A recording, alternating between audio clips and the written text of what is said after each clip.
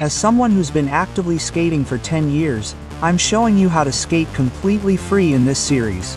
I'm teaching you every detail and nuance I've learned in those 10 years from the ground up. In our first series, you might remember finding a pair of secondhand skates. We decided how to choose them and then when to buy them.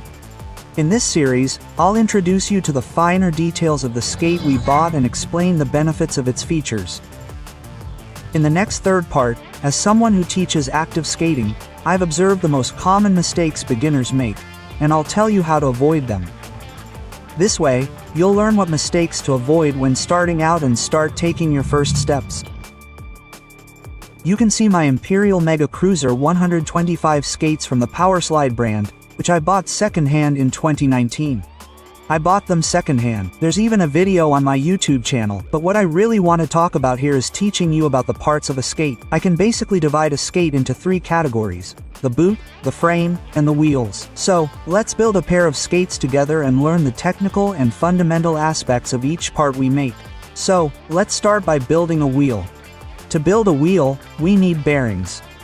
As you might recall from fidget spinners, bearings are simple devices that convert sliding friction into rolling friction. However, there are certain values a skater should know when choosing skates. These are the ABEC values. The ABEC value is an American standard that determines the quality of bearings. The higher the number, the higher the quality of the bearing. In other words, AEC 7 bearings are higher quality than ABEC 5 or ABEC 3 bearings. This quality determines qualities like bore diameter, outer diameter, alignment of the rolling elements, and rotational accuracy. But it's also important to know that ABEC only indicates precision. It doesn't include material quality, lubrication, dirt resistance, or heat resistance. An ABEC 7 bearing made with poor materials can perform worse than an AEC 3 bearing made with good materials. However, generally speaking, the higher the AEC value for these skates, the higher the quality. I really put a lot of effort into making these videos. Unfortunately, the first series didn't receive the response I expected, and I don't think it was well received. That's why I've been a bit late in filming the second one.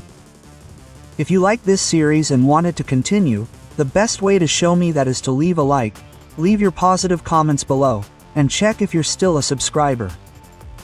Some of us are still watching and forget to subscribe. Each wheel on a skate has 2 bearings and a spacer. This spacer essentially keeps the 2 bearings inside the wheel at their proper distance. By adding a bearing, a spacer, and then another bearing, we complete a wheel. There are 2 numbers on the wheel, and these numbers are also very important to us. One is the millimeter value, and the other is the hardness, A. As the wheel diameter increases, speed increases, but maneuverability and stability decrease. Smaller wheels are slower but easier to control and stable. Larger wheels are more expensive but ideal for long distances and speeds. The A value represents the wheel's hardness, which affects ride comfort and performance. The lower hardness, like 74A, is softer. It offers good impact and grip, but wears out quickly. A higher hardness, like 90 or 100A, is more durable. It provides speed but can be slippery on surfaces. This can also be useful if you're looking to do slides. However, for beginners or those who plan to do some laps on the track, a moderate hardness of around 85A is sufficient. For speed and racing, a hardness around 90A is good. The metal you see here, meaning 3, 4, or 5 wheels, depending on your frame, are connected by frame screws to form the chassis. You can see my frame right now, and it says 255 in the middle. This is actually the millimeters of my frame. According to this millimeter, skate frames can accommodate the maximum size wheels. My 255mm frame can fit 125mm wheels. If your frame is 243mm, that means you can fit a maximum of 80mm wheels. A skate boot consists of 2 parts, an inner boot and an outer boot. The inner boot wraps around the foot, providing comfort and stability. It offers comfort during long rides. The outer boot is usually made of hard materials and provides ankle support, increasing control. Fitness skates, such as the 100, and some professional skate models can also have a completely soft outer shell. These soft skates are lighter, offering greater mobility but not as much support as hard boards. The choice of which one to choose depends, of course, on the intended use.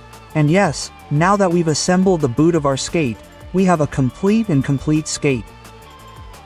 Now you too will know what these values mean, which you'll encounter when buying new skates or researching a new pair.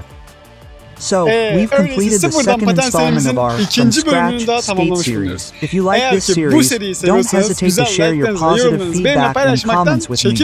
I love you all. Take care. Goodbye. Bay bay.